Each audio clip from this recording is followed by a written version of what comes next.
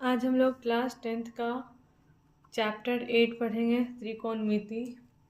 इसमें Hindi English language का ज़्यादा बैरियर नहीं है, दोनों लैंग्वेज समझाते हुए चलेंगे हम लोग। ये है त्रिकोणोमेट्री का चैप्टर है। इसका पहले बेसिक पढ़ लेते हैं।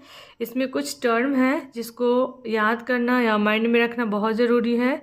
जैसे हमको इसमें पढ़ना है sine theta, cos theta, tan theta. Sine theta का जो उल्टा होता है कॉसेक थीटा, कॉस थीटा का उल्टा होता है सेक थीटा, टैन थीटा का उल्टा होता है कॉट थीटा। ये हमारे जो 6 टर्म है इसको माइंड में रखना बहुत ज़रूरी है। अगर ये हमको याद नहीं रहेगा तो हमारे क्वेश्चंस नहीं बनेंगे। अगर ये कॉस थीटा की बात करें तो कॉस थीटा को हम लिख सकते हैं 1 साइन थीटा, क्योंकि ये साइन थीटा का उल्टा है। उल्टा का मतलब क्या है कि कॉस को हम 1 साइन थीटा के रूप में लिख सकते हैं। अगर सेक थीटा को लिखना रहे तो 1 कॉस थीटा हो जाएगा, और कॉट थीटा को लिखना हो तो 1 टैन थीटा हो जाएगा। इसको याद करने से अच्छा है कि हम समझ लें। अगर हम कॉसेक थीटा को लिख रहे हैं तो जो कॉसेक का अपोजिट है, जैसे कि हमारा साइन का अपोजिट कॉसेक थीटा है तो कॉसेक थीटा का अपोजिट साइन थीटा है। कॉस थीटा का अपोजिट सेक थीटा है तो सेक थीटा का अपोजिट कॉसेक थीटा है। टैन थीटा का अपोजिट कॉट थीटा है तो कॉट थीटा के अपोजिट टैन थीटा है। ये एक दूसरे के अपोजिट है। तो अगर कॉसेक थीटा के बारे में लिखें तो 1 क्या हो जाएगा, साइन थीटा नीचे आ जाएगा। अगर हम सेक थीटा को लिखेंगे तो इसका अपोजिट क्या है, कॉस थीटा है, वो 1 कॉस थीटा हो जाएगा, कॉस थीटा नीचे हो जाएगा। कॉट थीटा के बारे में लिखेंगे तो 1 टैन थीटा नीचे हो जाएगा। इसी प्रकार इधर अगर साइन को लिखेंगे तो 1 कॉसेक थीटा, ये वाला जो अपोजिट है वो नीचे आ जाता है। कॉस थीटा का बात करें तो 1 सेक थीटा, टैन थीटा का बात करें तो 1 कॉट थीटा। ये हमारा बेसिक चीज़ है, इसको हमेशा माइंड में रखना बहुत ज़रूरी है। इसको बॉक्स के अंदर रखा जाए, ये वेरी वेरी इम्पॉर्टेंट है। अगर ये हमारा याद नहीं रहेगा तो हमारा क्वेश्चन नहीं बनेगा। इसके अलावा एक और है जो कि आगे क्वेश्चन के थ्रू बताएंगे। अब हम आते हैं, ये फिगर सभी लोगों को पता होगा, हम लोगों ने और नीचे क्लास से पढ़ते आ रहे हैं। ये एक ट्रायंगल है, ट्रायंगल ABC।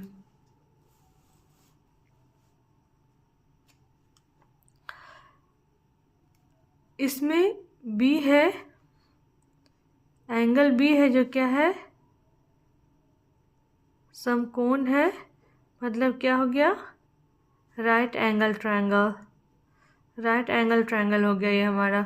अगर हमको बी के बारे में पूछेगा, इस फिगर में हमारे 3 केस में क्वेश्चंस आ सकते हैं।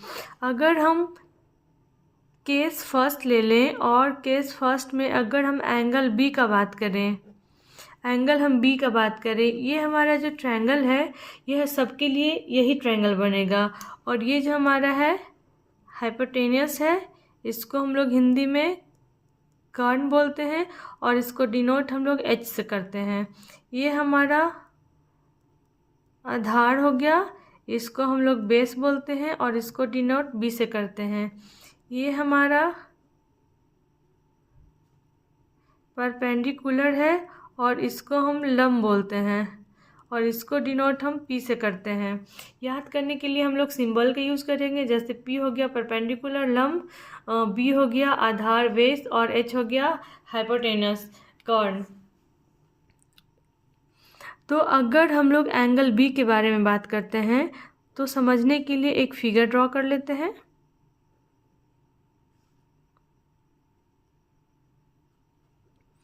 ABC और हम इस एंगल B के बारे में बात कर रहे हैं। अगर जब भी हम एंगल B के बारे में बात करेंगे तो हमारा जो परपेंडिकुलर होता है वो यही रह जाता है परपेंडिकुलर, और बेस हमारा ये रहता है और हाइपोटेनस ये रहता है। तो अगर यहाँ पे हमारे P के बारे में पूछेगा तो P क्या हो जाएगा, A और B। P हमारा क्या है, परपेंडिकुलर क्या है, हमारा लंब है जो हमारा A और B है, हमारा आधार है जो क्या हो जाएगा BC, और हमारा कर्ण है जो क्या हो जाएगा AC। ये एंगल B के लिए है, ये हम लोग एंगल B पे बात कर रहे हैं। अगर हम बात करें केस सेकंड का, केस सेकंड में अगर हम एंगल A का बात करें, फिर से समझने के लिए एक फिगर ड्रॉ कर लेते हैं ABC। अगर हम एंगल A का बात करें, अगर हमारा एंगल A के पूछेगा, एंगल A के बारे में बात करेगा, तो इसमें भी क्वेश्चंस क्या पूछ सकता है, P बराबर B बराबर H बराबर। इसमें निकालने का तरीका है जो एंगल पूछा गया है इसके सामने वाले का साइड या भुजा परपेंडिकुलर हो जाता है, और हर एक केस में जो H होता है वो हमेशा H ही होता है, H में कोई चेंज नहीं होता है। जो हमारा H है वो हमारा H ही रहेगा। अगर एंगल A के बारे में पूछ रहा है तो जो सामने का भुजा होता है, जो सामने का हमारा साइड होता है वो P हो जाता है। ये P हो गया और ये H हो गया, तो बचा हुआ क्या हो जाता है, B हो जाता है। एक और तरीके से समझ सकते हैं, अगर हमारे सामने का भुजा या हमारे सामने का जो साइड है जो P है, तो इससे जो लगा हुआ रहता है वो हमारा B हो जाता है। तो अगर हमारे P के बारे में पूछेगा तो हमारा P क्या हो गया, P हो जाएगा BC। लेकिन इसमें P क्या था, हमारा AB था, क्योंकि हमारा ये एंगल B के बारे में पूछ रहा है और यहाँ पे एंगल A के बारे में पूछ रहा है। तो एंगल ये P क्या हो जाएगा BC, B क्या हो जाएगा हमारा AB, और H क्या हो जाएगा AC। नोट में लिख सकते हैं, जो एंगल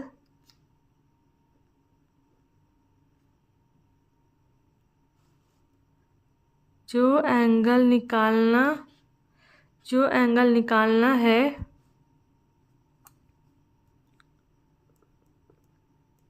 उसके सामने का साइड P हो जाता है, मतलब कि क्या हो जाता है, लंब परपेंडिकुलर हो जाता है। अब केस हमारा 3, इसमें क्या पूछा जा सकता है, अब क्या बच गया है हमारा ABC। अब एंगल C पूछ सकता है, इसमें भी सेम चीज़ है। अगर हमारा P B और H के बारे में बात किया जाएगा तो इसका जो सामने है वो क्या हो जाएगा, P हो जाएगा। इससे जो रिलेटेड इसके जो लगा हुआ है वो B हो जाएगा, और H तो हमेशा H ही रहता है। तो इसमें हमारा P क्या हो जाएगा AB, हमारा B क्या हो जाएगा BC, और हमारा H क्या हो जाएगा AC। इसमें एक चीज़ और देखने का है, जो हमारा केस फर्स्ट है और जो हमारा केस थर्ड है दोनों सेम है, AB BC AC। मतलब कि अगर हम अगर हम C निकालते हैं तो वही होगा जो हमारा एंगल B होगा। एंगल B के लिए भी ये परपेंडिकुलर होता है और ये बेस होता है, और एंगल C के लिए भी ये परपेंडिकुलर होता है और ये बेस होता है। तो इससे हमको क्या एक समझ आता है कि अगर हम एंगल A निकालते हैं, अगर हम एंगल A निकाल रहे हैं तो एंगल A में ही चेंजेस होते हैं।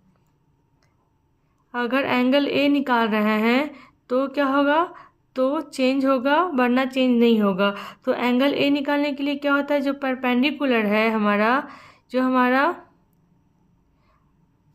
परपेंडिकुलर है जो चेंज हो जाता है, चेंज इनटू क्या, बेस बन जाता है। जो हमारा ये परपेंडिकुलर है जो हमको बेस बना देता है, पहला पॉइंट। दूसरा पॉइंट में क्या होगा, परपेंडिकुलर अगर बेस बन जाएगा तो जो हमारा बेस है वो क्या में चेंज हो जाएगा, बेस चेंज इनटू परपेंडिकुलर।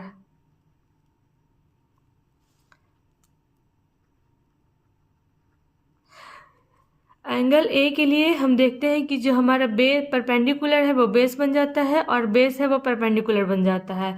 बस एक इसी में चेंज होता है। और अगर हम एंगल बी निकालेंगे और सी निकालेंगे तो दोनों के लिए परपेंडिकुलर वही रहेगा और बेस हमारा वही रहेगा जो नॉर्मल एक त्रिभुज में होता है। आइए इस पे कुछ क्वेश्चंस करते हैं ताकि समझ आए।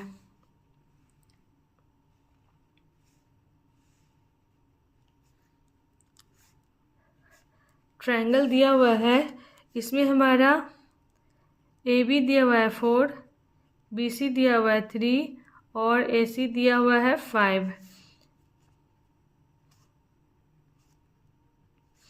हमारा ए बी दिया हुआ है 4, बी सी दिया हुआ है 3 और ए सी दिया हुआ है 5। तो इसमें पहले हम लोग को निकालना है, इसमें अगर हम निकाल लेंगे एंगल ए निकालेंगे, तो अगर हम इसमें एंगल ए निकाल रहे हैं मतलब क्या, साइन ए निकाल रहे हैं, कॉस ए निकालेंगे और टैन ए निकालेंगे। इसको निकालने से पहले एक चीज़ हमको और पढ़ना है कि साइन थीटा होता है वो क्या होता है, P/H होता है। P को हम क्या बोलते हैं, परपेंडिकुलर, H को हाइपो बोलते हैं, हाइपोटेनियस बोलते हैं। P हमारा क्या हो जाता है, लंब बटा कर्ण।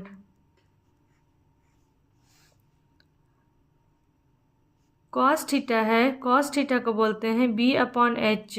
B हमारा क्या होता है, आधार अपॉन कर्ण।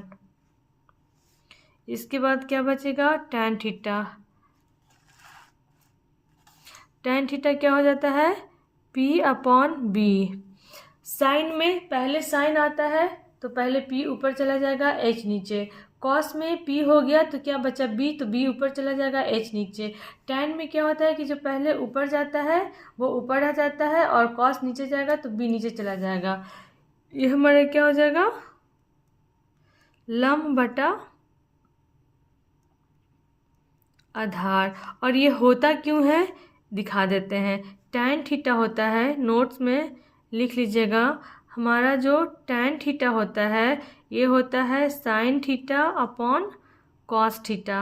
हम साइन थीटा को क्या लिख सकते हैं, P/H और नीचे कॉस थीटा है, कॉस थीटा को क्या लिखते हैं, B/H। अगर हम इसको सॉल्व करेंगे तो हमारा क्या हो जाएगा, P/H, नीचे वाला ऊपर चला जाता है तो H/B, H से H कैंसिल होके क्या बचेगा हमारा, P/B। यही चीज़ यहाँ पे लिखाया है। अगर इसको उल्टा करें तो क्या होता है, साइन का उल्टा हो जाता है कॉसेक थीटा, तो इसका उल्टा हो जाएगा, साइन का उल्टा कॉसेक मतलब क्या, H/P।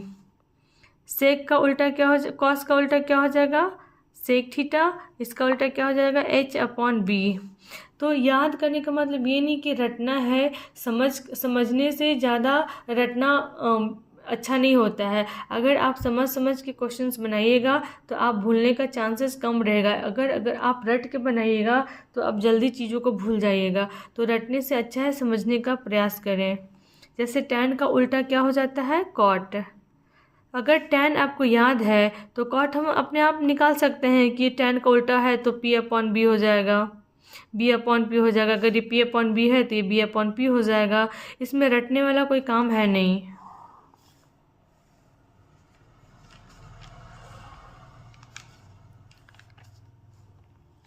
अब आ जाते हैं क्वेश्चंस पे। क्वेश्चन में हमारा दिया हुआ था AB, BC और AC। हम एक ट्रायंगल बना लेते हैं फिर से। ABC हमारे ये 4 दिया हुआ है, ये 5 दिया हुआ है और ये 3 दिया हुआ है। इसमें निकालेंगे।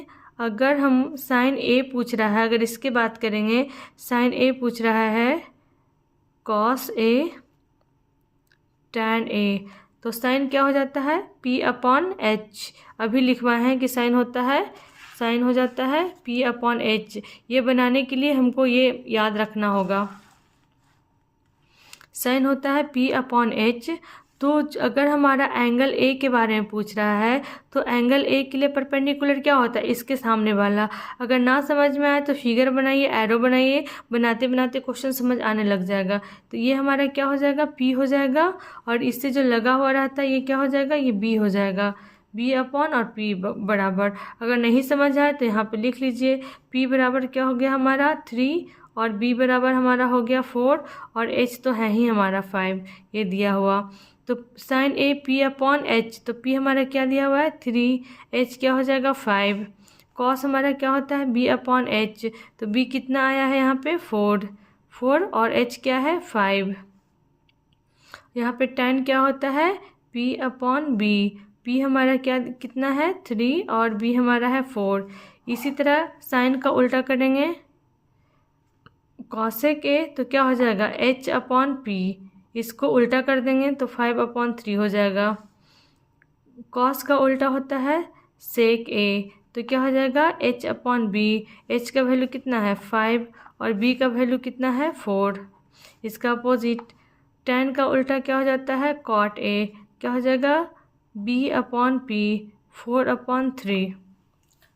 उम्मीद करते हैं कि ये आपको समझ में आया होगा। अगर इसी क्वेश्चन का अगर सेम ही क्वेश्चन है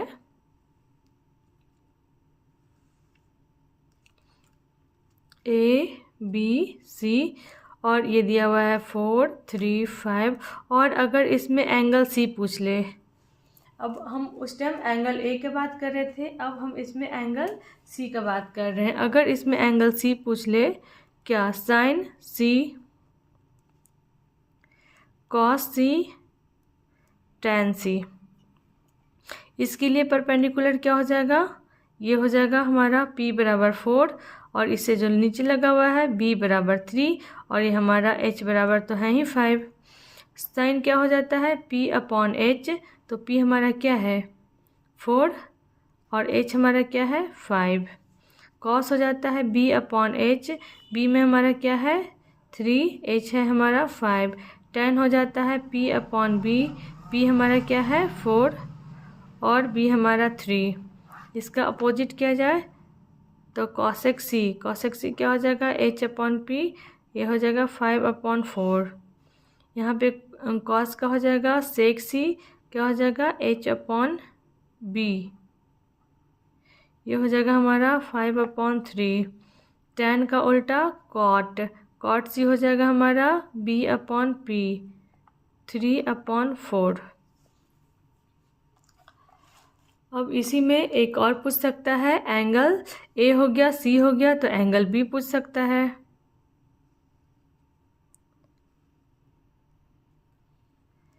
ए बी सी 4 3 5 ये पूछ रहा है, इसके लिए पी हमेशा ये होता है, बी ये रहता है और एच ये रहता है। अगर इसका निकालेंगे साइन बी बराबर कॉस बी बराबर टैन बी बराबर, तो क्या हो जाएगा sine B P upon H, तो क्या हो जाएगा हमारा 4 अपॉन 5 पी 4 और एच 5। बी हो जाएगा हमारा कॉस बी हो जाएगा बी अपॉन एच बराबर 3 अपॉन 5। बोल बोल के लिखिएगा, आपको याद हो जाएगा, याद करने की ज़रूरत नहीं पड़ेगी।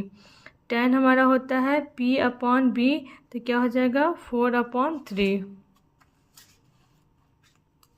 इसी तरह इसको उल्टा करेंगे तो कॉसेक बी हो जाएगा हमारा h upon P 5/4। Sec B हो जाएगा हमारा h upon B 5 upon 3। Tan का उल्टा कॉट, कॉट बी हो जाएगा b अपॉन पी, क्या हो जाएगा 3 अपॉन 4। अगर हम c निकाले हैं और यहाँ b निकाले हैं, दोनों का क्या रिजल्ट सेम है, इधर साइड से भी ये रिज़ल्ट, ये नहीं, ये ए का है, ये नहीं, ये जो रिज़ल्ट है जो बराबर है इस रिज़ल्ट का। इसका मतलब क्या है, ऊपर पढ़ाए थे कि हमारा जो एंगल बी है और एंगल सी है दोनों के परपेंडिकुलर ये रहता है जो नॉर्मल ट्रायंगल में है और बेस वही रहता है। ए के लिए क्या हो जाता है, चेंज हो जाता है, बेस है जो परपेंडिकुलर बन जाता है और परपेंडिकुलर है जो बेस बन जाता है। आज के लिए इतना ही, नेक्स्ट क्लास में क्वेश्चंस करेंगे NCERT 8.1 का।